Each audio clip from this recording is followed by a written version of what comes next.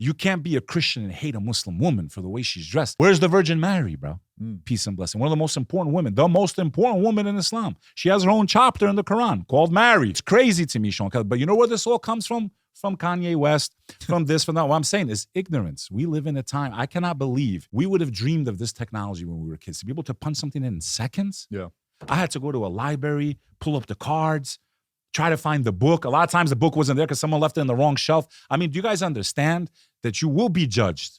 Because this has duality. I can use it for good. I can use it for bad. You think your excuse with God's going to be, I didn't know. God's going to say, you were too busy going like this, looking at Kanye's wife, but you didn't have 5 minutes to look for me and have knowledge? You had knowledge at your fingertips, but you were too busy looking at Kanye's wife, butt naked at the Grammys, instead of looking for me. Instead of looking for the truth, instead of trying to understand why these problems happen. A lot of the issues we have today didn't start yesterday. They started 50, 100, 200 years ago.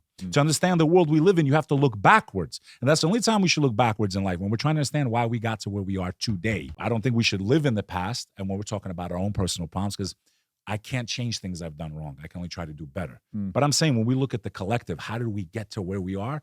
That's the only time you should be looking back as a human being and saying, how the hell did we get here? Agreed. How did this get into our food? Why did this war start? Why do these two groups of people hate each other? How did it really start? No one cares, man, until it's them. It's like in LA.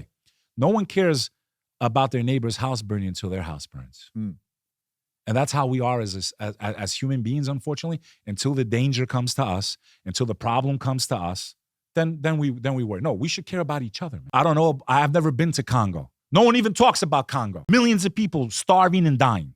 They're human beings too. Why are they in that situation? How did it start? People go, well, what can I do about it? Well, what can I do about it? Imagine if Rosa Parks thought like that. Imagine if Rosa Parks thought, I'm just a black woman on a bus and they're telling me to get up and I got to go sit in the back and that's just the way it's always going to be. Imagine if Rosa Parks thought, well, what can I do? No, she said, you know what? I'm tired. I had enough of this shit.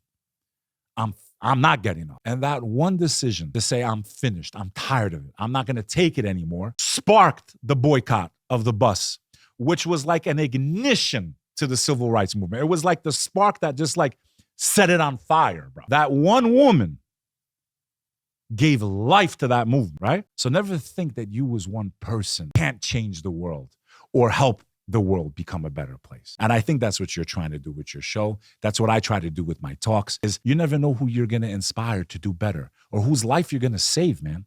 And I've already crossed that. I mean, God did it, but, you know, I never made millions of dollars from this work, brother. I've gotten all kinds of threats. I mean, yeah, I get a lot of good recognition and stuff, but that's not why I started my work.